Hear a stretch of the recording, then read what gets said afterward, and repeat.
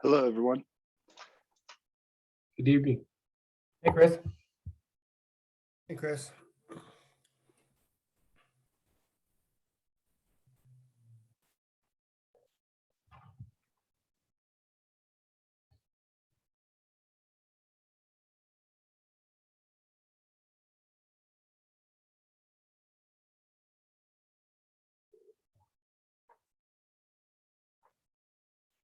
We're already doing way better than last month, so that's exciting. I apologize for that, guys. I no call, no showed on that, and I don't typically do that. So I'm sorry for those of you that showed up. I appreciate you carrying forward with the conversation. Yeah, that's all good. Thanks. No, I mean, it is a volunteer situation, and everybody's presence is certainly appreciated. But yeah, I felt like last time we were able to have a decent conversation at least, and like have some good communication. And it's recorded now and in video form even. So that feels like a real nice improvement in the last couple of years. So that if you miss a meeting, as long as there were no decisions made, you haven't really missed out on too much. It's just shifted in when you're learning the information and how. Well, we've got, I guess, Neil is not here yet. Member Sarno is not here yet. But I think we do have a quorum. So perhaps we should go ahead and get started with, so I guess that I call the meeting to order and that we should have a roll call as the beginning.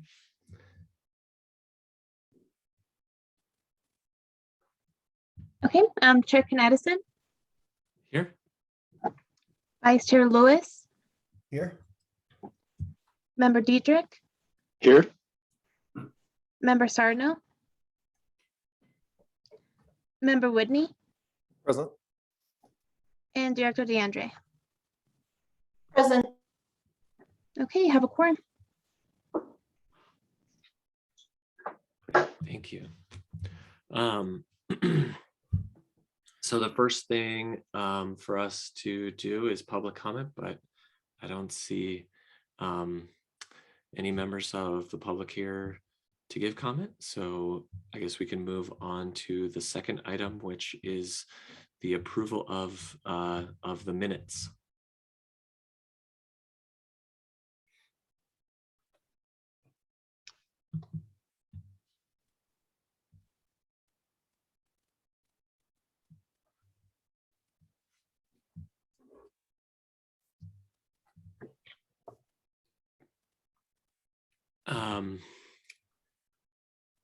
And I think, oh, sorry, go ahead. Oh, yeah, I'll motion to approve the minutes as presented in the package. Anybody want a second? Then we can discuss. Motion. Alrighty. One thing is that it says that that I was present, but I feel like there was a second person who was present. I think maybe Member Whitney. Yeah, you were there, right? So I guess that's something to update. Yeah, I'm not offended personally. I don't know if it needs to go on the record, but it's okay if I'm left off and we can approve the minutes. We can make that change subject to your approval. I think that's a prudent idea. Let's get you included. Alrighty. I would like to amend my motion to include the Member Whitney as one of the members present for the last meeting. Yeah, now the minutes carry a little more weight now. Yeah. Alrighty. So we've got a motion and a second, and we'll do a vote. Okay, Chair Knaddison, Aye. Vice Chair Lewis, Aye. Member Diedrich, Aye. Member Sarno, and Member Whitney. Aye. Motion carries. righty. Great. So that takes us to new business, and we have a bunch of fun walk and wheel update items. So, Okay, thank you, Yeah. Chair Greg Knaddison. My name is John Voboril. I'm a senior planner with the Community Development Department. I guess I will start off here with just a little bit of an introduction. The Englewood Walk and Wheel Master Plan was approved back in 2015. We were able to get a $100,000 grant from the Kaiser Permanente Foundation with no match to do a walk and wheel plan. The interest of Kaiser Permanente Foundation is healthy living and healthy eating and active living. And so they were at that time looking to engage as many communities as possible in developing bicycle and pedestrian master plans. After we had approved the plan, we had kind of taken an approach of basically finding little pieces of little leftover pots of money here and there, typically in our professional services budget that we didn't have committed elsewhere, and we would typically hire a consultant to do design for a particular street, and then we'd typically look around and see if we could find some grant programs where we could leverage some of our small pots of city dollars towards making improvements. I think that's been pretty successful. I think a lot of people in the community have seen some of these projects, and I think they are generally enthused and want to see some more of these projects. And so I think that momentum has built up so that City Council actually was able to program a line item in the capital improvements program for walk and wheel projects. And in order to assist with that effort, the city manager asked us to do this walk and wheel master plan update to kind of put on some more information on some of these projects, kind of be able to scope them a little bit more and kind of develop some ideas of what they might cost, so that that could help him arrange the capital improvements program accordingly. And so at this time, I will try to share my screen here and start the PowerPoint.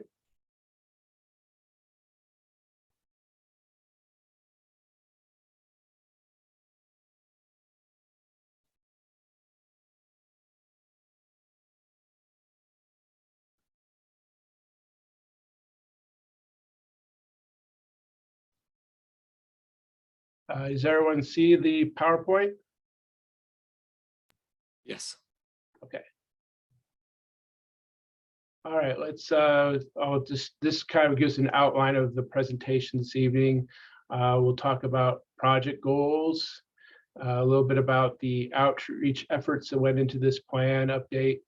Then we'll go into existing conditions, talk a little bit about the analysis that was performed by the consultant group, as well as the cost estimates that were derived from similar experience with the city of Denver. Then it will also talk about the facility types that we are looking at potentially. And finally, we will also maybe take a peek at this recommended program. I want to caveat that though, that is very preliminary. And I just got this at the very end of the year, so it's pretty new. It is draft, so there are some things that will change a little bit. There needs to be a few edits, but it's still a work in progress. So we are open to any comments that you have about it. So project goals, we wanted to identify and summarize how we have been successful to date. Then we want to analyze and screen and prioritize all the outstanding projects that we have in the walk and wheel and as well as any of newer plans that have come along since then, which there is at least one, and we'll talk about that a little bit later too. And then, of course, we wanted to engage ETAC as well as the Planning and Zoning Commission and other groups in the planning process. I presented to the Englewood Downtown Development Authority last month, just before Christmas. And I'm slated to have a presentation with the Englewood Chamber of Commerce at the end of this month. And I have just been asked to also present this to the Sustainability Committee, which is the new version of the Keep Englewood Beautiful Committee. And also we wanted to gather more input from Englewood citizens. And then I think the most important part of this that we were given our marching orders for was to develop planning level cost estimates. In terms of our outreach, we decided to utilize the Englewood Block Party as a major way to reach out to a lot of people in person at once. And so the consultant group attended that on September 18th, 2021, and had a booth there. And I believe they made 50 contacts with people and got feedback from them on walking and wheeling, how they felt about it in general in the city. And then we wanted to have some joint meetings between the Planning and Zoning Commission and ETAC. And those were held on September 21st and October 14th. And then I also presented, myself and Chris Vogelsang from OB Consultants were present at the City Council meeting on November 22nd to give an overview of what our progress on the walk and wheel update to that point. And we also did a webpage survey the weeks of November 5th through 19th. And we used our communications department to help us get the word out about the survey to the public via all of their different social media avenues. And so we got really a lot of feedback from that. We had 340 or so responses to that. It is going to be included in an appendix to this plan. I noticed that it was not included in your packet, and I believe that was because they told me it was such a large document that it was somewhat hard to transfer. But it will be, the final plan will have all comments in it in the appendix. So let's talk about some of the survey takeaways. This is what the consultant drew from all those comments. That the existing bicycle network is not comfortable for most residents. The public has communicated a desire for more dedicated bikeways, including standard bicycle lanes, buffered bicycle lanes, and trails. There's a focus for improving bicycling and walking within major activity centers. Bicycle facilities, the public feels, are not always continuous and they vary widely. And barriers tend to result in circuitous or high-stress bike routes. And the network is somewhat confusing to navigate due to fairly limited wayfinding.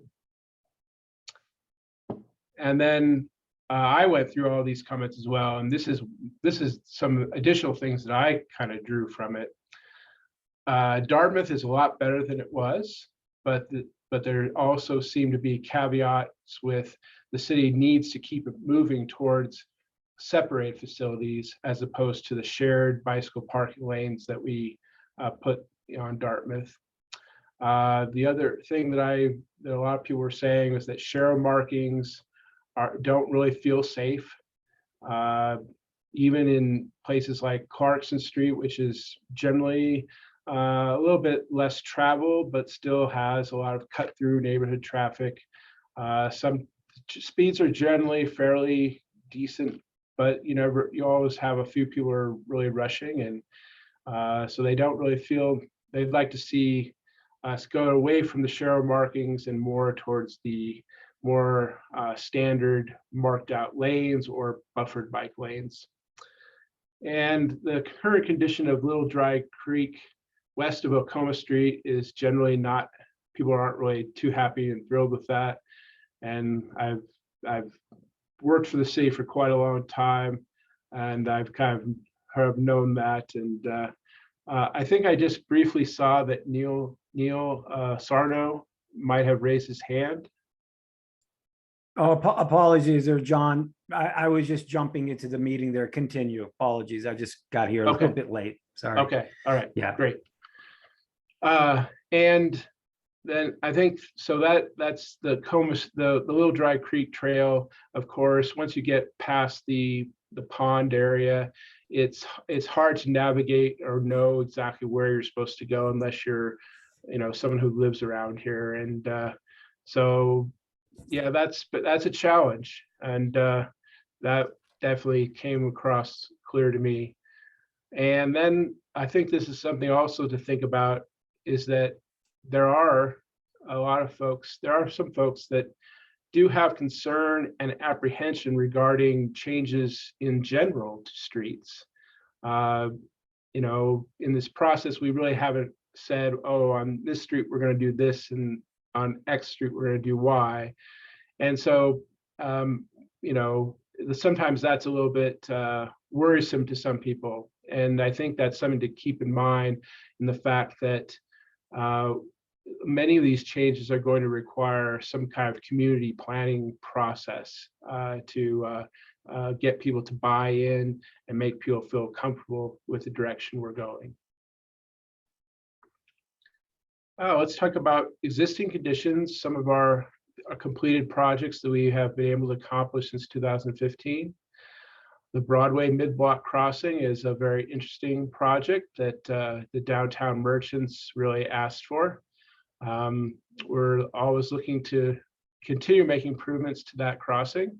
I think people find it very helpful to get from with a kind of more difficult parking situation that is there now, getting across. However, there at times, sometimes people still feel that needs some improvement in terms of getting drivers to slow down and stop on time. Clarkson Street was another street. Was probably I think it was our first street that we tackled. There was a need to do some overlay of Clarkson Street, and so the city manager and I met with the city manager at Cherry Hills Village, and we came to an agreement of how we would tackle that as in tandem with each other. And so that street got overlaid and Sharrow markings were put down. Dartmouth Avenue for a long time was the one street that everyone was the most vexing for the community. And it took a lot of work to get there, but I think we have improved that greatly. But of course, there is still room for improvement. I think if we can, eventually we want to get to a more separated kind of condition. I'm going to also talk a little bit about the Harvard Gulch Trail. That was an old asphalt trail that probably was put in there 20, 30 years ago, and it was buckling and cracking, and now that's been replaced with a nice concrete 10-foot trail. The Little Dry Creek Trail crossing is a crossing improvement near where the Little Dry Creek Trail crosses South Platte River Drive to connect over there with the Mary Carter Greenway. The Mary Carter Greenway on the east side, there was a new stretch that was added going north from Union Avenue all the way up to Oxford on the east side of the river. And more recently, we've done Oxford Avenue, which I think it looks really nice, which was a fairly nice project to do, not too complicated, not to make conflicts with parking because it's so wide. And then most recently, we finished up with Zuni Street, which was in conjunction with the city and county of Denver. And we have some buffered bicycle lanes there, and the parking alternates between the cities. And I think that was a pretty good process. And the city and county of Denver I think we worked well with them and they worked well with us. All right, so basically the consultant compiled all the outstanding projects from the following sources that haven't been completed: the 2015 Walk and Wheel Master Plan, as well as the 2019 South Platte Connection Study.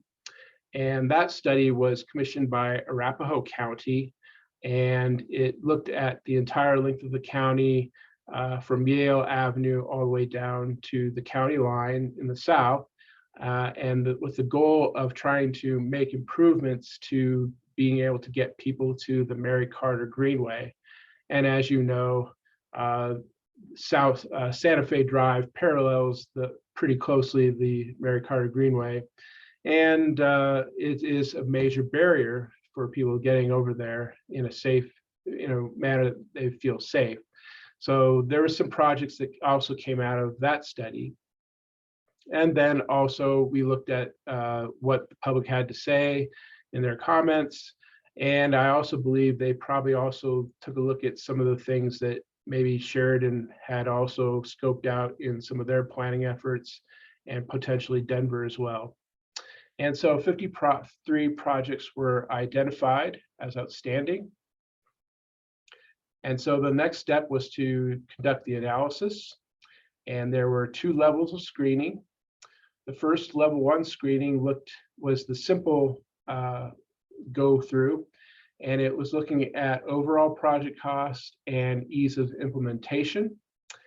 And all projects that were deemed to be high cost and high complexity were set aside from that in that level 1 screening. And then the remaining projects were then taken through the more complex level 2 screening, and they were filtered out into 2 different tiers: tier 1 versus tier 2, with tier 1 projects considered to be the highest priority projects. So let's go and look at some of the criteria that was used in that level 2 screening. Much more complicated this time. Some of the factors that included connectivity, and those included both improvements and connections to key destinations, as well as access to transit. And they came up with a kind of a 1 through 4 rating system, with 4 being, in this case, being substantial, ranging down to 1, which is no real improvement. With cost, they looked at the overall project costs, and this time low project cost was considered to be best, so that got a 4, and that ranged down from 4 to 1, with projects that scored 1 having the highest costs. In terms of demand, looking at projects that responded to stakeholder input and community input, as well as whether the projects fell within the 15-minute city boundary. Just a little bit caveat about the 15-minute city boundary. This is an idea that came from one of our Council District 3, Councilman Joe Anderson was interested in this. He had seen something about how some planning for bicycle and pedestrian projects should really try to look at areas of the city so that everyone in your city could be within 15 minutes of their major things they need in life, such as employment, transportation, groceries, medical, etc., and their service needs. And so they did a lot of different buffered maps of areas. They looked at hospitals and medical facilities and did a 15-minute buffers around those.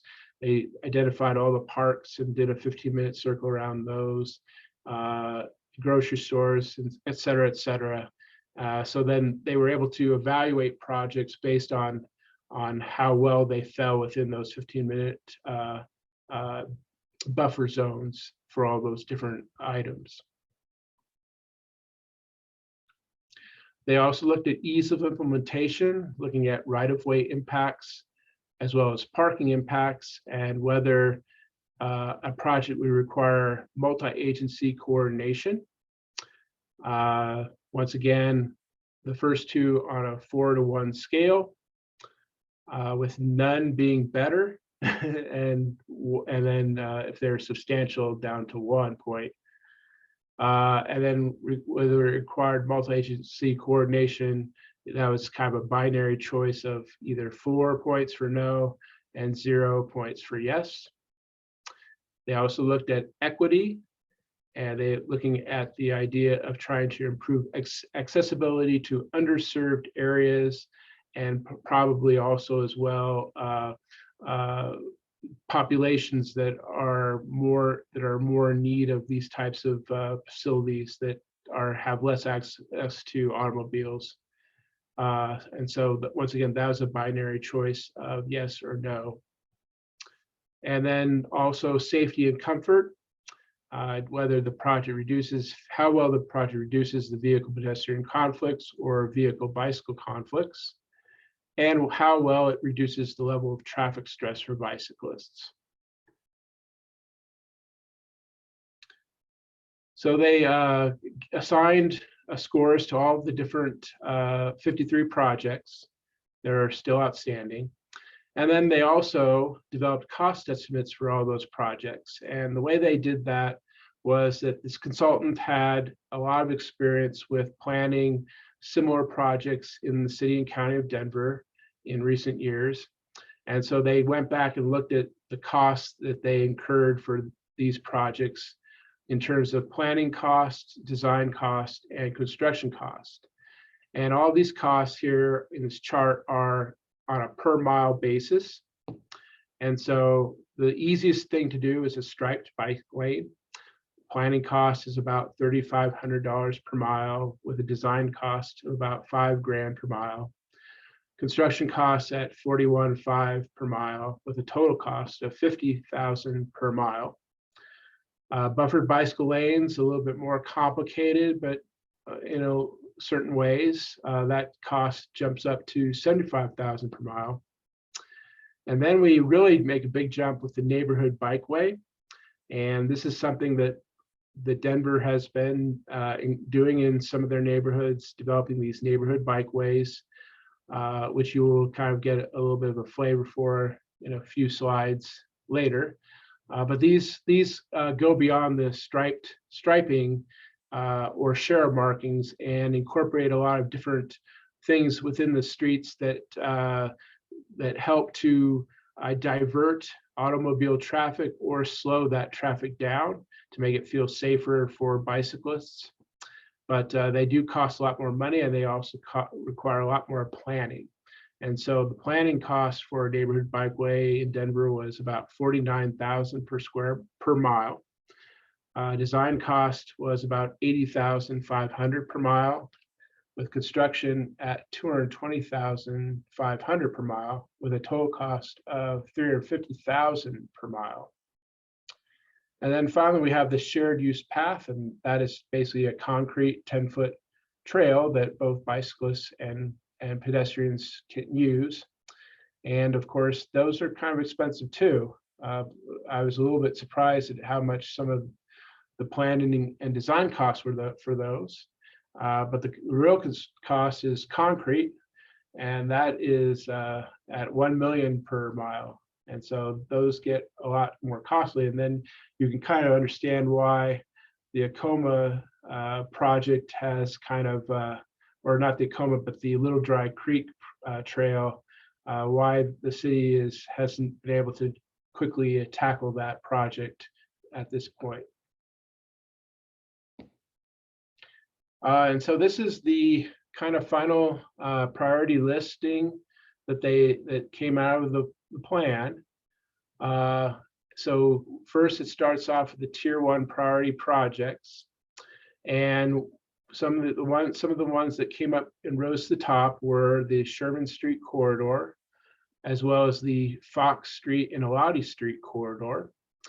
And that makes a lot of sense to me personally, because so far we've concentrated a lot on making east-west connections better in terms of Dartmouth and Oxford. And we haven't put it quite nearly, we have a Clarkson Street as a north-south, but we haven't really put a lot more into the north-south corridors. And so in order to kind of cover the city a little bit better, I think that would really help north-south wise if we can get some more projects, maybe one on the east side and one on the west side of Broadway. And so those scored pretty high.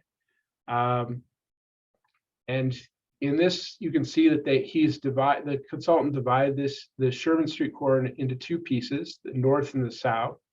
The north would go from Yale to 285, and the south piece would be from 285 to Bellevue. They also identified a key intersection project on that corridor at Dartmouth.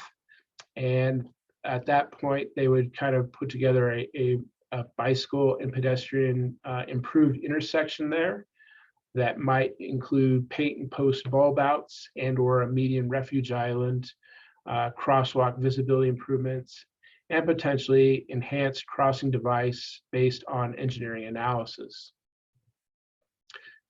And then for this Fox Street Elati project, I'm kind of wanting to ask them, they did not break this up into two pieces, but I think that would be best if they did. So I'm asking them to break that down into a north and south piece as well. And for that corridor, they identified two different intersection possibilities.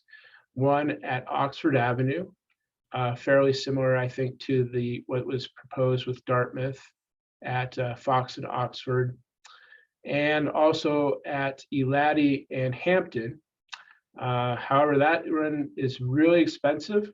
As you can see, $850,000, and probably is going to be it'll probably best serve the city to partner with CDOT and look for funding from CDOT to help us with that. Some of the other projects that scored pretty high corridors were the Shenango corridor. And they also identified an intersection improvement at Shenango and Broadway. And then Clarkson Street as well, that could also be a candidate for a neighborhood bikeway eventually. Let's see, I think Dartmouth Avenue here, the city is already working on that. And so we'll probably be removing that because that's already being worked on. As well as, I believe, farther down here, Floyd from Inca to Broadway is also going to be worked on. So that might be removed from this list as well. And then they also had Tier 1 wayfinding signage projects. The Tier 1 wayfinding signage projects were Big Dry Creek, as well as Mary Carter Greenway and Englewood Station, and then along Englewood Parkway and Old Hampton Avenue. And these are fairly low cost projects that could probably be implemented in a very early year, maybe the next 1 or 2 years. And so I just want to kind of draw your eye down to the lower right. So the total cost of the Tier 1 projects comes in at $6.6 million. And that struck me significantly, and I'll kind of talk to you a little bit about that in a couple slides down the road here. But just kind of give you a flavor of what these different improvements are that are in the plan. Striped bike lanes here on the right is something you've seen a lot in the past. Basically, it's just a 6-foot bike lane next to a street lane. Down below here is something a little bit newer that we were able to do on Zuni, the buffered bike lanes, which kind of pushes the car traffic a little bit away from that lane to give the bicyclist a little bit more comfort. And then these two pictures show the neighborhood bikeway concept. And so this is the much more expensive way to go. There's a lot more infrastructure involved, lots more striping, a lot more posts. And these can get much more expensive if you go full out with, full curb bulb outs as well. The great thing about this is you can kind of experiment a little bit and see how it works before you spend a lot of money on the more permanent infrastructure.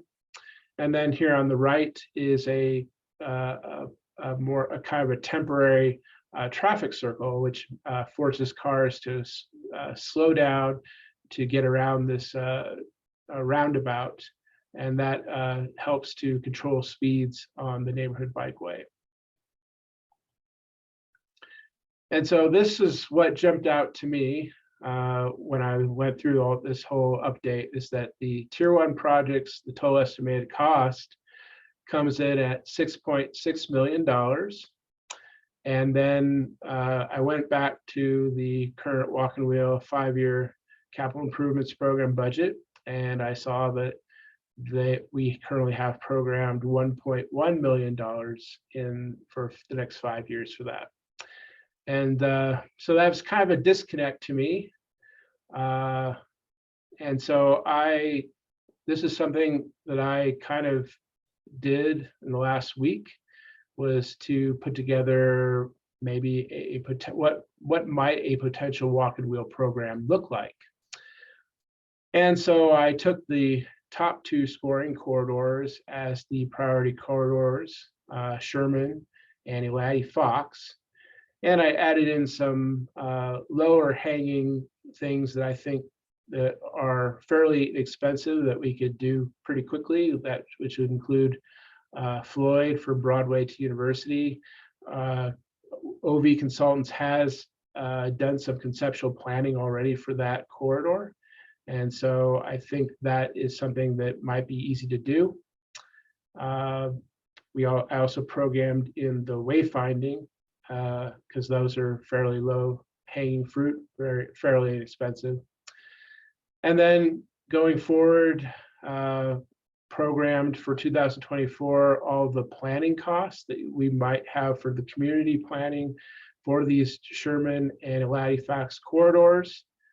And then going forward from there, doing design work for the Sherman Street corridors in 2025, then moving on to the design work for Elaty Fox in 2026, and then a phased approach over the next 4 years to first build Sherman Street North, and then next following year, Sherman Street South, and then followed by Elaty Fox North and Elaty Fox South, and a placeholder asterisk there for maybe a grant project with CDOT for Elaty Fox Hampton.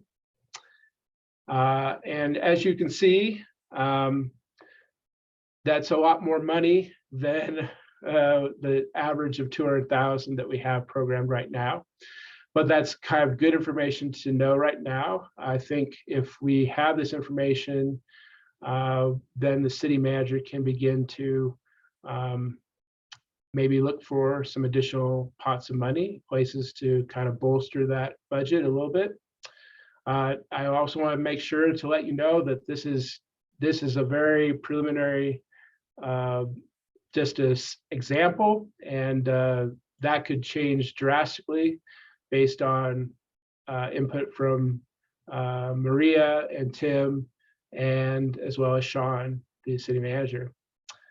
And that concludes my presentation right now.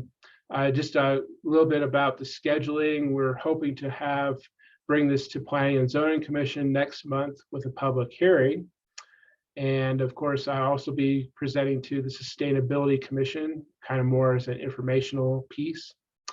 And then hopefully we're hoping to have council approval by resolution to adopt this Walk and Wheel update hopefully in March, but it could be maybe it's April if we need a little bit more time as well.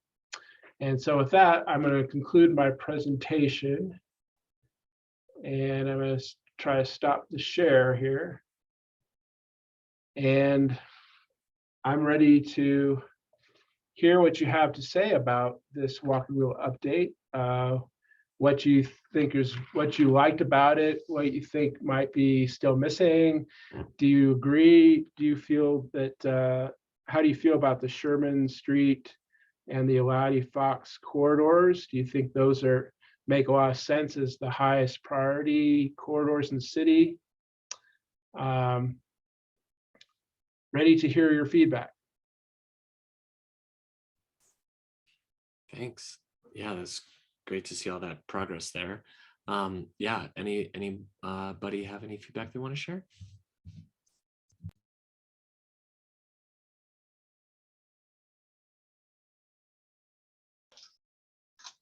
Yeah, I've got a few things.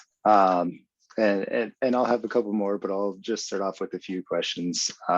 So, John, thanks for the presentation. There's so much good information in here, and we always appreciate you coming by. So, and very thorough on these things. So thank you very much for that. So, just a quick couple questions on walk and wheel. These are maybe some quick, easy ones. I'll have a couple more, but I want some other people to have a chance to talk to. The roundabouts, you showed them in one of the pictures. We had talked about that in some other meetings, and some of the temporary ones, maybe in some of the neighborhood areas as well. Was that part of this plan in the longer term, or was that part of a different project that we were working on? I believe that might be related to Dartmouth, and I think that's a public works. I think Maria and Tim might be able to talk a little bit more about those.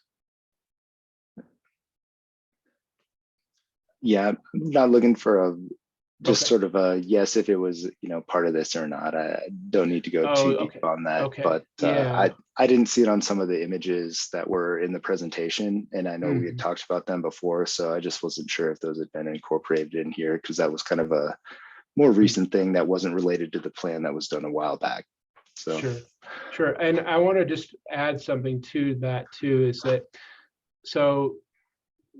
this update was really geared towards this line item that we have in the CIP that's towards various walk and wheel projects that haven't really been necessarily identified as to what they are. That is not necessarily the universe of all improvements that the city has in its CIP for walk and wheel type projects. We do have individual line items for the rail trail, and as well as things like bigger projects that are like Old Hampton Avenue that the Public Works has recently put out an RFP on. And so those are much larger scope projects that have really big price tags that really aren't necessarily going to fit with this walk and wheel pot of money line item. So I just wanted to caveat that we were kind of focusing on a little bit more neighborhood type improvements that are a little bit that it might fit a little bit better with that current line item that we have in the CIP for walk and wheel, but it's not the universe of all projects.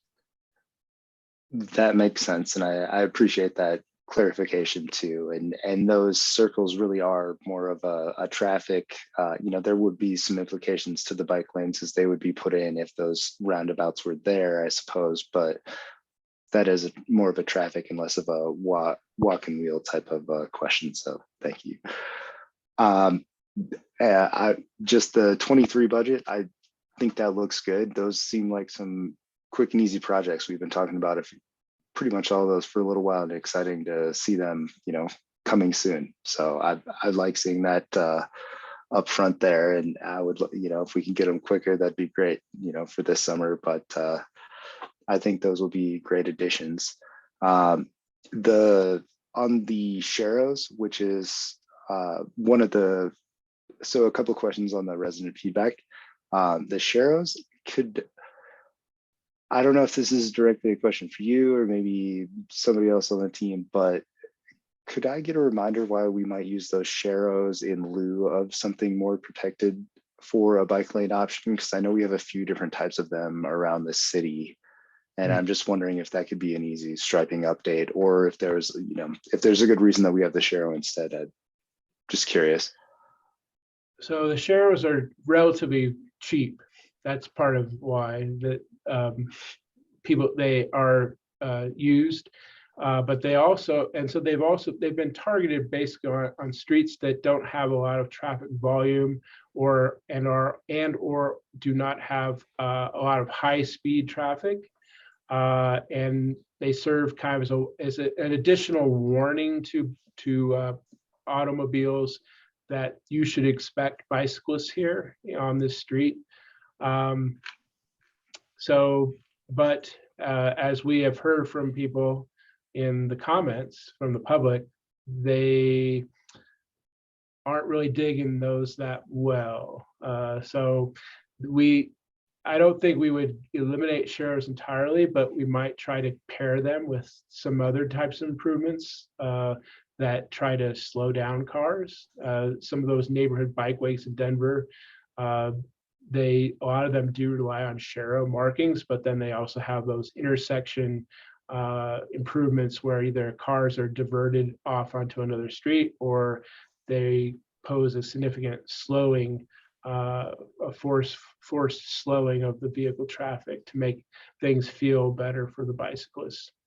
And so that's kind of where those are at. They're relatively easy to do, cost a lot less, and they're mostly appropriate on low speed or low volume streets.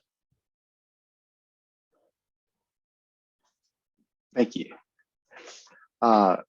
Another question, I'm looking at slide 18 here, your slide that says what might a plan look like, and that's got the years and some of the projects on here. And just looking at the previous slide and that slide, there's definitely a budget discrepancy.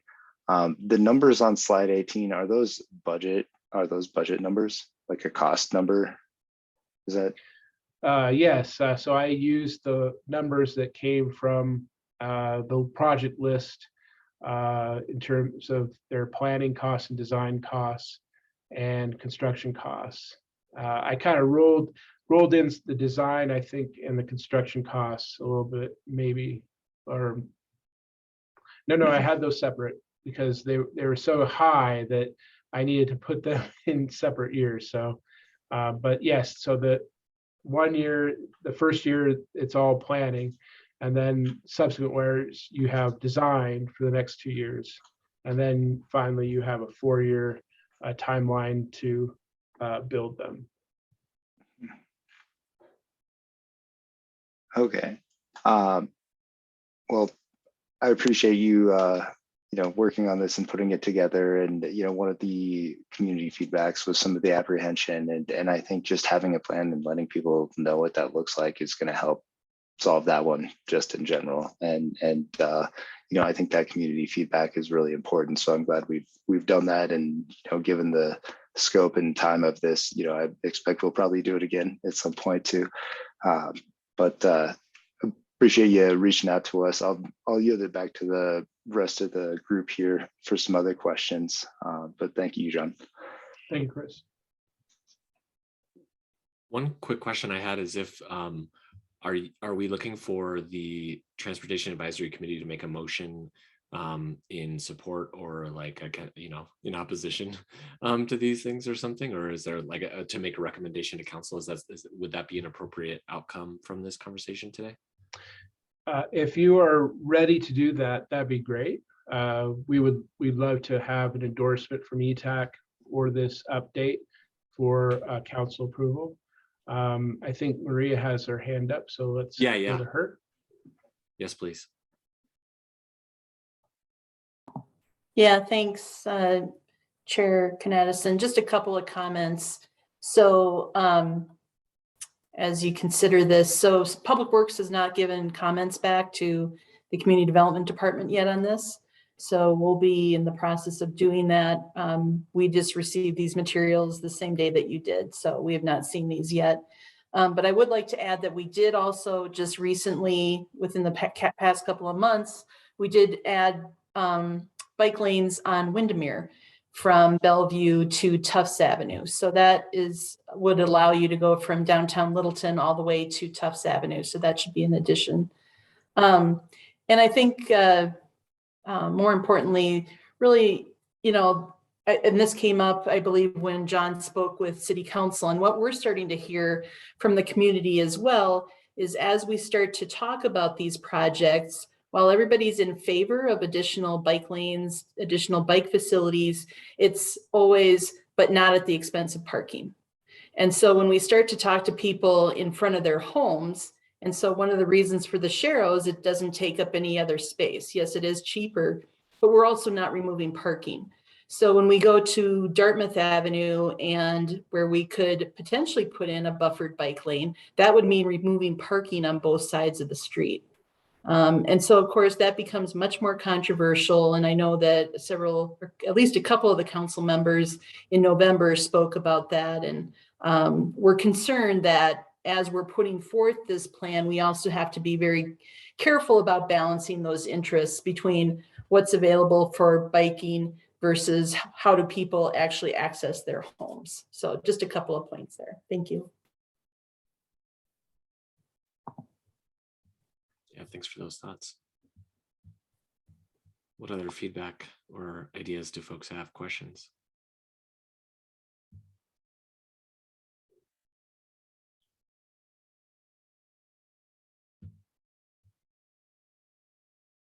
I'll say, John, you had asked specifically about, I think, Sherman, and how we feel about that as like a north-south connector.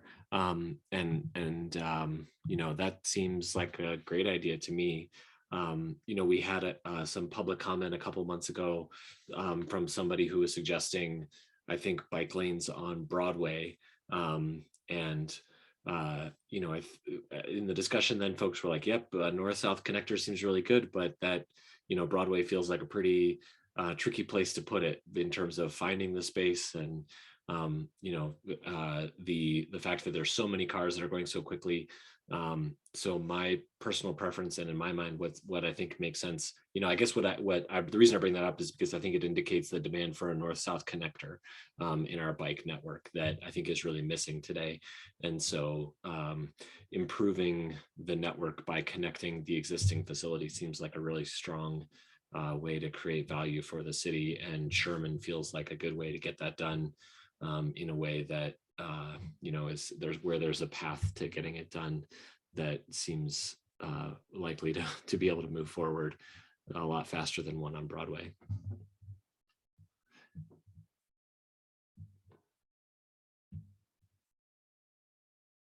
Yeah, go ahead, Member Whitney. Yeah, John, just thank you so much for all this, and definitely gave us a lot to think about for sure. You know, seeing the actual budget, it's like going to build a house and just imagining all the slides you could put in and trampolines, only to realize the cost and the impracticality of all that. But I did have some questions on the weighting. I know this is probably a little overdue, not necessarily something we want to do, but as Director DeAndrea just mentioned, parking is highly weighted at, and I think that was 4, like not removing parking was easy, but we also weighted equity at a 4 too. So making sure equity for everyone was the same weight as people having parking. And that seems a little off kilter, but obviously this is all trying to just narrow these things down. So I was curious if there was any weight or bias given to certain subjects when generating the totals, or if they're just straight totals. Well, obviously that, you know, as you kind of saw, you know, some of those had like 4 different point potentials, and some of them were just like, yes, 4, no, 0. And so right there is obviously maybe some human, just the way the scores are designed a little bit, could be a little bit of a, you know, obviously if you score them a little differently, the scores might come out a little bit differently as well, depending on how you design that. But I think it gives a good idea of what will probably give us the most value. And one thing that also I noticed is that a lot of them have really pretty close scores.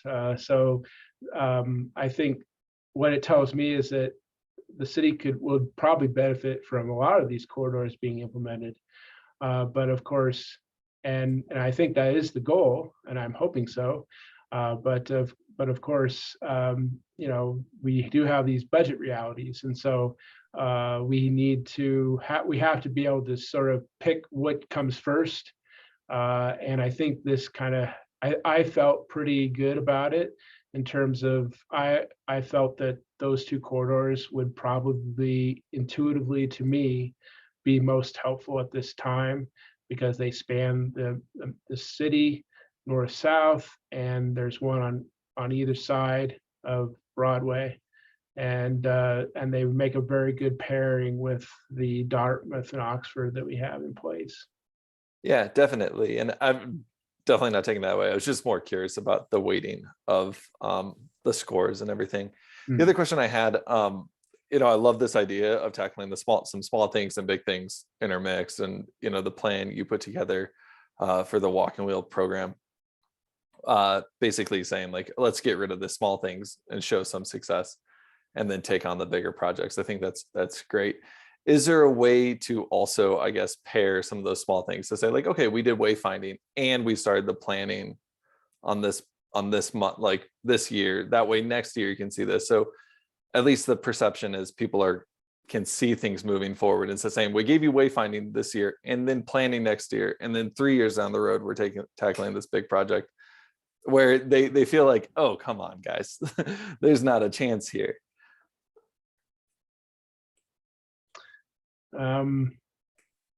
So tell me again how you would suggest doing it differently. So I would just say like, for like the Floyd, swapping of Floyd Broadway University with the planning of, let's say like a Lottie Fox North. So that the planning at least is starting, so that we can then start the project a little sooner. And so people can start seeing these big projects and small projects getting ticked off. So not necessarily just taking the small things and then back ending all the big stuff, but mixing the ratio, so that even just public perception of the transportation and walk and wheel plan being implemented isn't like, you got everything in the beginning and then you have to wait a long span.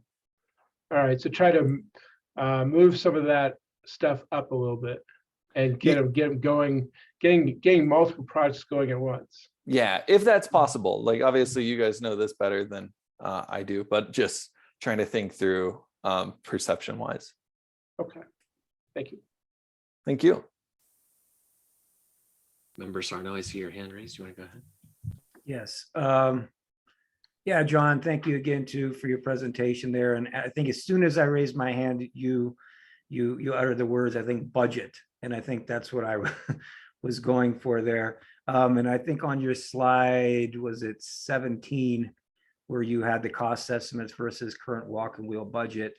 And the tier 1 project total estimate cost is 6.6 million, in the walk and wheel 5-year CIP budget, a little over $1 million.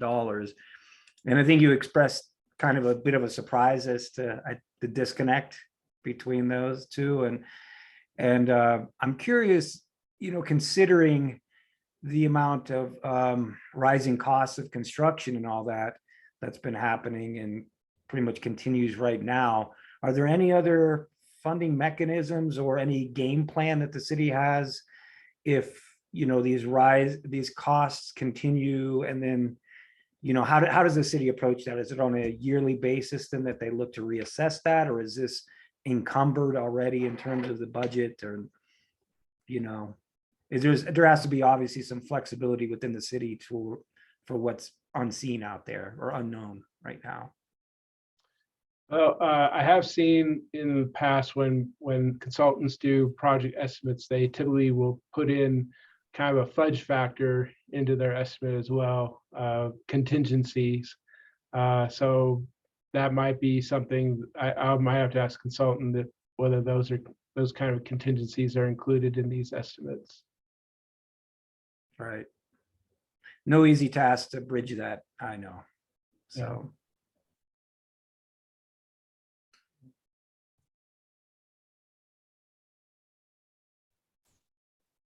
So I guess I have a little bit of a question on timing for this. What's the Director DeAndrea, you mentioned that the Public Works folks have not yet been able to provide comments or collaborate on this plan. And so I'm just thinking about the idea of the committee putting a motion of like recommending a position to City Council on this. and when would the vote happen? And so, you know, I feel like in an ideal world, we would see it after Public Works comments and before the council's vote.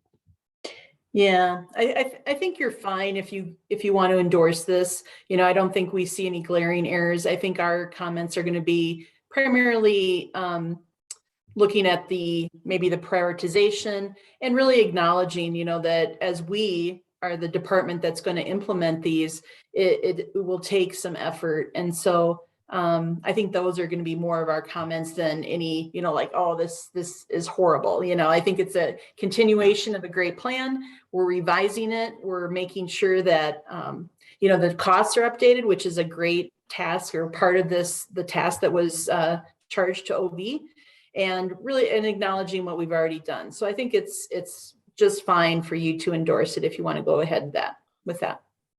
Okay. I feel like after all the progress that the Public Works folks have made in the past couple of years on the old walk and wheel plan, that you can't tell us it's going to take time. We're like, come on, we've seen all the progress, right? You set the bar so high already. So I think I saw Tim, your hand up first. Yeah, I'll just add to what Director DeAndre said. What we probably look at is maybe trying to break some of the projects down into smaller pieces maybe, and then make them a little more manageable. Some of those are pretty large projects. You might be able to phase them or do something a little different to get some things going sooner like that. That's the kind of stuff we'd look at and try to fit it within the budget we have a little bit better if we can, and try to shrink some of those projects up maybe a little bit and see if we can't refine some of those estimates a little bit better to make sure we can do as much as we can with the money we have. Yeah, that sounds good. And you know, balancing the projects between planning and implementation and making them more bite-sized seems like a good thing to show impact for the city. And then I think what I saw was Member Diedrich and then Member Whitney was the order of hand raising. So if you want to go ahead. Yeah, sure. Thank you again, John, for all your help on putting this together. Everything you did. This is a great presentation, and it's a lot of information to comprehend. But it's good. This is great, and I'm really excited. On that slide 18, I think you might have a little error on the top row. I'm not sure, but that number 390. When I married it up with another one or with the numbers on the other budget page, it looked like you had two of the incremental ones and then the total. I'm not sure if that was, maybe I'm wrong, but this, I guess I've asked a couple questions on here. And so for me, it was a little bit harder to understand kind of where the all-in cost came in. And so, I'm reading it 100,000, 23, 300,000, 24. And so it looks like we get up to about 26. And that's where our 1.1 million budget fills in. And so, for some of those other projects on the back end is, do we have insight as to where we might get funding for those? Or I know that's 5 years out, and there may be programs that come around between now and then and grants that we typically do. Is the rest of this kind of under another budget process that we expect this to try and get included in? Or can you explain that to me? Wow, that's a pretty tough one. I don't participate in that CIP process, and I think this is going to change quite a bit based on just the feedback that I heard from Tim and Maria, that they have this idea to break these things into smaller pieces that are more doable, that will fit that budget better. So I'm thinking this is going to change quite a bit.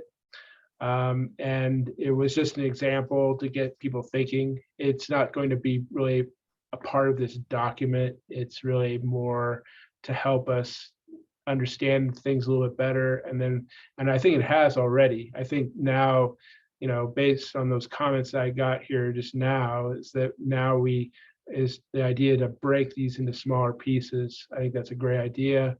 And I'll be directing the consultant to do that.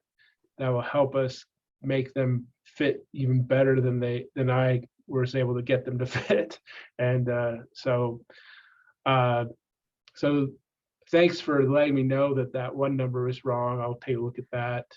But I think this is going to change a lot, and it's really it's hard for me to say where it's going to land. But that's going to be, I think Tim and Maria are going to have the biggest say in that, as well as Sean. Well, thanks for your help coordinating this. I know we're kind of grilling you on some stuff that is in the weeds a little bit, and I appreciate all your hard work on this. Thanks.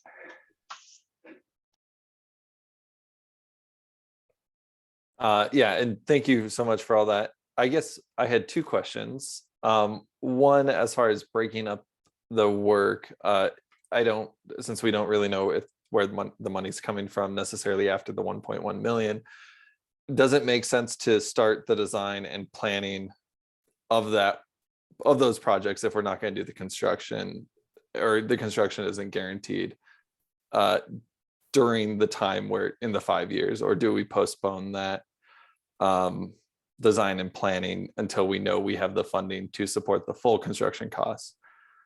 Just that'd be my first question. Yeah, I can respond to that. I can respond if you want. That's so I think the planning, part of the breaking it up is the planning a little bit and trying to figure out which sections can go with which and what the next phase might be that plays into that, so we can have a little better idea. I think the planning is the biggest piece to kind of figure out how we can match the projects to the funding and do a little better. Make sure at least the 1.1 million is prioritized the best we can to do as many different things as we can with the priorities that were identified there. So that'd be the planning would probably happen, and then the construction would then be phased in future years as the money becomes available. Okay, good to know. Just another thought. And then the other question I had was on approving this as ETAC, can we approve it without page 18 since it's like a potential plan and we don't want to agree on necessarily that as a plan forward? This is more of a procedural question. So page 18, slide 18, that's not really going to be included in the actual update. It was really just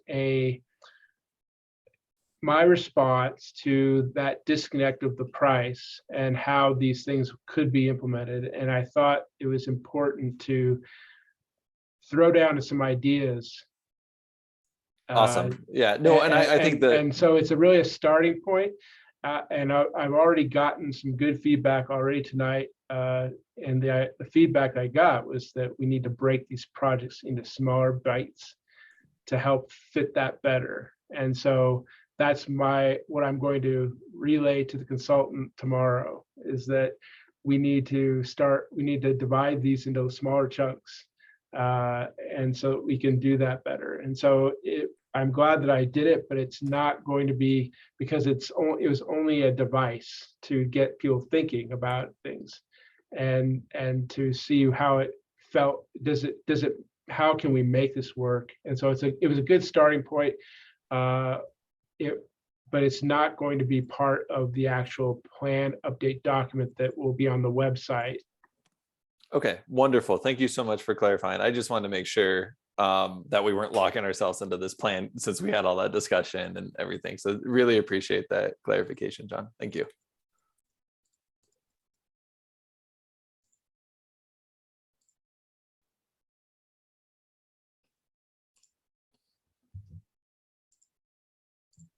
Any other questions, comments, or does anybody want to make a motion?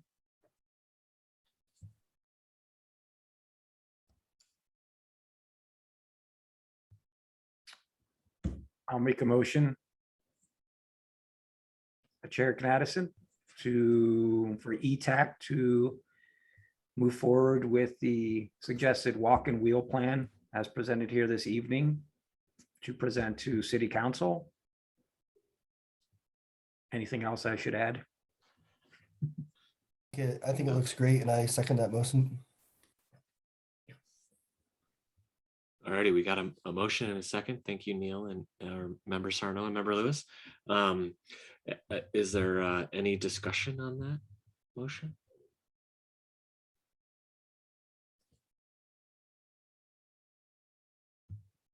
righty, seeing none, I guess we go to voting. Okay, Chair Knaddison, Yes, Vice Chair Lewis, Yes, yes, Member Diedrich, Yes. Member Sarno, Yes, as well. Member Whitney. Yes. All right, motion carries. Thank you very much. great. Thank you. Thanks, John. Lots of exciting stuff. I'm, feel like I'm always drooling at when we see these presentations are like, I'm so excited about the improvements that we're planning out for the city. All righty. Let me just get back to the agenda part of my packet.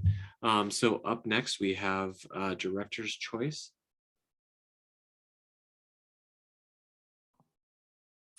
Yeah, nothing for me tonight, Chair. Thank you. All righty. Thank you. And up next is Chairperson's Choice. Nothing really on my mind tonight to bring up. So then we can pass it around and I guess go to Vice Chair Lewis for your committee member's choice. Yeah, given all this great discussion around improvements and additions to bike lanes and, promoting bike usage, has there been any revisit of the bike share, or the scooter share program? I know that's been discussed a number of times. I've been absent a few months, so I don't know. Yeah, I can speak to that. We did have a presentation by Bird. They're interested in working with the city. And we did take that to City Council as well. And they recommended that we move forward. Unfortunately, we haven't had any staff available to really work on that. And so we're still evaluating that internally as how we would carry that forward. And even if that's really public works. So it's more of I think, the intent would be is that they would self-manage. But if there were issues, let's say with either how they operated, would that fall to code enforcement? Is Public Works the right department basically to manage that? Our city attorney's office has reviewed that initial agreement and they had quite a few questions. So there was some discussion there as well. So we're still working on it, just lacking the resources really to take it across the finish line at this point. And I imagine it to start, it'd be a pilot program, kind of piggybacking off the successes of neighboring communities. That's correct. Yeah, it would be intended to be like a 6 to 9 month kind of pilot project, evaluate how it goes and make some tweaks there before deciding if we want to make it more permanent. Correct. Yeah, because I do think I think it's really helpful when you have the dedicated parking zones, that just really, it reinforces not to throw it on somebody's yard, which I think that would be a big public pushback. So. Certainly, yeah. Thanks. Righty. Well, I see Member Diedrich, your hand raised. Maybe we can go to you next for your topic and also for your choice. Oh, yeah, I was just gonna piggyback on the scooter comment. I'm definitely in favor of moving forward there. I appreciate the focus on making sure the program operates well. And, I don't know if you guys have talked about this yet because it's kind of early, but once implemented, what might the criteria look like for determining success or terminating potentially? If there's like a certain number of public comments that come back over a time period, or complaints, or positive comments, those types of things as well. I don't expect us to have a solution right now, but just something to consider as part of the process as we're rolling that out as well. That was all on that topic. Yeah, go ahead. Just to chime in, and Bird, they operate bikes as well, right? Is it just scooters? We did talk about that. I guess they do in certain cities have both. And I think we would ask them to see if we could do both here, because I think there's interest in both the scooters and the bikes, rather than having two different companies. Maybe have one that can serve both populations. Yeah. Sorry, Chris, I didn't mean to cut you off. No, I think discussion on this is good. You know, especially if they haven't gone, you know, we haven't gone through the process all the way yet. You know, some things to consider. It's a good time for us to provide input. And you know, I don't know. I'm really curious to see if people are riding or taking them over, you know, down to the Platte River Trail, or you know, north and south from there as well, and kind of where they might go. And so I'd be interested too if, because Bird obviously has data where they're tracking where these scooters go and stuff as well. So as an input to, you know, this committee and what we're working on, if there is a way that we would be able to do some sort of data share to find out maybe where people are taking rides most frequently or something, you know, I'm sure they have some anonymized way to, you know, put some heat maps or something together. But I would be really interested to see, you know, how that would work out as part of that program as well, if we have the opportunity to engage with something like that. Yeah. And that would also add a little more weight to prioritizing the, you know, the walk and wheel program of where people are using this stuff most frequently, get some solid data, which I'm sure they probably already have, but would add weight to it.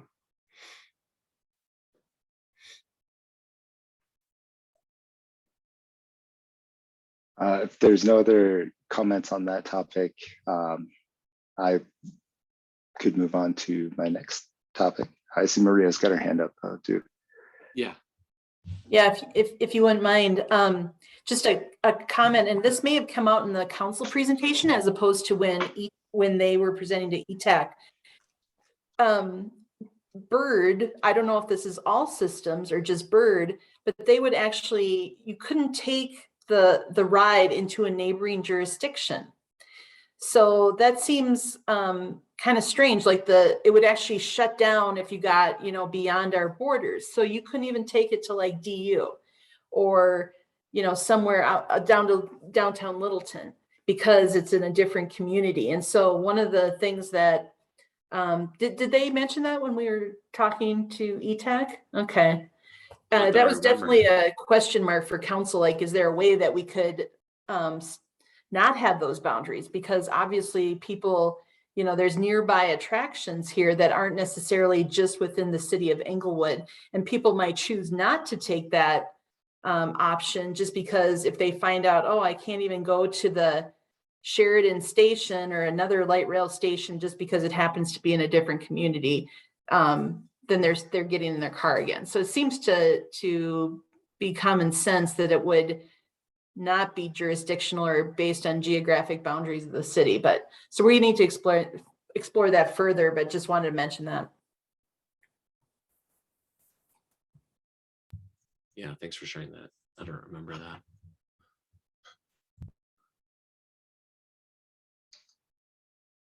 Yeah, Member Diedrich, do you want to go ahead with member's choice? Yeah, sure. Just a, you know, seasonal comment about shoveling and snow removal. You know, we've had a pretty dry season, but recently there have been a couple of storms, and so, you know, of course, the usual, you know, suspects, I suppose, around town for snow removal.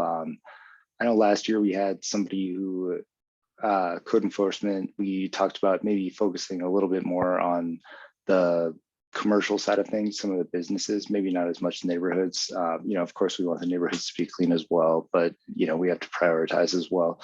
And I had received a couple of complaints from a few people about some large businesses. You know, I'm in northern Englewood, and Chick-fil-A was one of them, where, you know, they, for example, they have the entire end of that block. So they've got a sidewalk on 3 sides, and theirs didn't get cleared off when all the rest of the neighbors did. And so I heard some complaints about that specifically, among a couple other, you know, the typical neighborhood, you know, neighbors that don't shovel as well. But if there's anything we can do to, you know, prioritize some of those primary arteries, you know, around those snowstorms, if we could talk to the code enforcement people about that or something, that'd be great. And that's it for me. Got it. Thanks. If any staff have advice on the best way to share issues, that'd be great. Hi, Sergeant McKay here. I will address that with code enforcement tomorrow. So I'll get them and let them know that to focus on commercial properties. Excellent. Appreciate that, Sergeant McKay. Yeah, thank you. All righty. Member Sarno, would you have anything to add tonight? Sure, not too much here, but just a general comment. Again, just, echoing some of the difficulties that I know it must be for the city to try to bridge those gaps between what our wish list is and, the revenue that we've got coming in. So I know it's no small feat and doing that. So, and I think someone brought up, I don't know, John, if it was you, the metaphor of trying to do something at home, some home improvement project or something, and realizing, well, there's a lot more to it than you expect, and the costs and everything. Anybody who's ever undertaken that, maybe it was you, Member Whitney, but anybody who's ever undertaken that understands that. So it's a good metaphor to kind of spread out there for people to appreciate the situation the city's in. So that's one comment. And then for Member Lewis, or Vice Chair Lewis, I would just like to say that I did purchase a scooter for my wife. So you're more than welcome to borrow that, but I will be taking pictures of it and have you sign off on a waiver disclaimer form before that you take off on it. Am I allowed to pass into neighboring communities? Well, I'll have to chip you or put something on you first. So I'll have you check in every so many minutes. But yeah, I think you can do that. That's fine. All right. That's all I've got. Thanks. Excellent. Thank you. All righty. And Member Whitney, anything for your choice tonight? Thank you so much, Chair Knaddison. The only thing I had was Denver lowered their speed limits to 20 from 25 in their residential areas. So I wasn't sure if that's something we want to discuss as transportation advisory, to see if that is something that we'd have an appetite for to bring in front of City Council. Not necessarily now, but just in the next meeting. Since I don't know if people coming out of Denver are gonna be like, oh, this 5 miles an hour, let's speed up now, let's go crazy. Or if it would also help like get those sharas to be more effective, because the speed limit is actually lowered, not just the sharas being present. Yeah, that's a great thought. Member Whitney, I'm trying to remember when it was that you started joining the meetings, because I think it was just this fall really that we went through the cycle of updating the model traffic code, I think is what it's called. And as part of that, we incorporated the state of Colorado bicycle safety stop and a 25-mile-per-hour speed limit is my memory. So it seems like, we had been talking about a lower speed limit and the, I think it's like Colorado 18144 or something is the Colorado safety stop. We have been talking about those for years. And then the thing that made the package all work, I think, was the updating of that model traffic code. So my guess is that it's like there's this idea of like a public policy window that follows something. And so if there's like some sort of an event or something that the 20-mile-per-hour change could be tied to, I think, Mayor Sierra expressed a preference for 20 miles an hour in a meeting. I certainly would support that idea as well personally. But I think that it's just a matter of finding what the point is to tie that in. Yeah, I really appreciate that. I was not here for that, just okay to tie that full circle. But yeah, I do really appreciate that background. Yeah, they're trying to one up us. We just changed ours down a little bit, and they changed theirs a little bit more. We worked really hard on that, and it was an exciting thing to kind of move that and make it, the same as what Denver had, and so they just changed it. So I think that's a very valid, comment to bring up, and your point about the shares I think is really good too, and I think that could definitely help some other things. In the short term, I would be a little worried to change it again right away. I'm not sure. We like Greg mentioned, we pushed for a while to do that, and it kind of finally fell in line with a few other things. But that doesn't mean that has to be the reason in the future. And so I think we should definitely keep it in the conversation. for sure, especially as it relates to things like the walking wheel plan. That's a great idea. Wonderful. Thank you so much. That's it for me. Alrighty. I just forwarded you an email where I figured out all of the parts of the city council meetings, which page in the packet, where did it get accepted. So it was a good fun. I felt like I was an explorer in a cave digging through those archives, finding it. So I hope that you enjoy it as much as I did. Alrighty. Well, we've got John, we heard from you tonight, but if there's anything else you want to say, or Tim and Sergeant McKay, I'd certainly welcome any comments that you all have. I have nothing else for this evening. I can share an update on the Dartmouth traffic calming that Member Diedrich touched on there. We did get proposals back on that earlier this week. We had quite a bit of interest on that project, so we'll be evaluating those and selecting a consultant, and then hopefully in the next few months we'll be coming to you with some concepts and ideas for some feedback on some different ideas for that corridor there. So we're definitely moving forward on that, and we should be having some information for you in the next few months. Thanks for the update. I also wanted to thank John for all of his work on the walking wheel plan there. I know that's a lot to put all that together, and then the engineers always have to throw a wrench into it and try to make it into reality. So we'll be talking about how to get some of that built.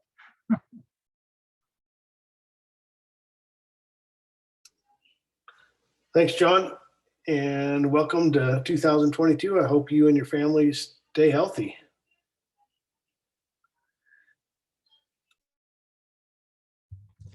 Absolutely. That's definitely present on everybody's minds.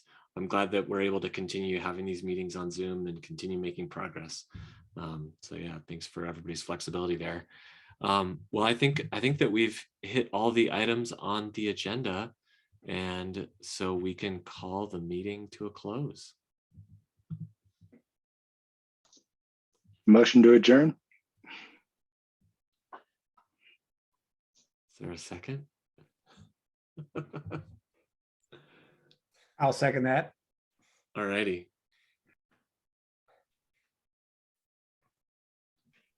No discussion, we can go to a vote.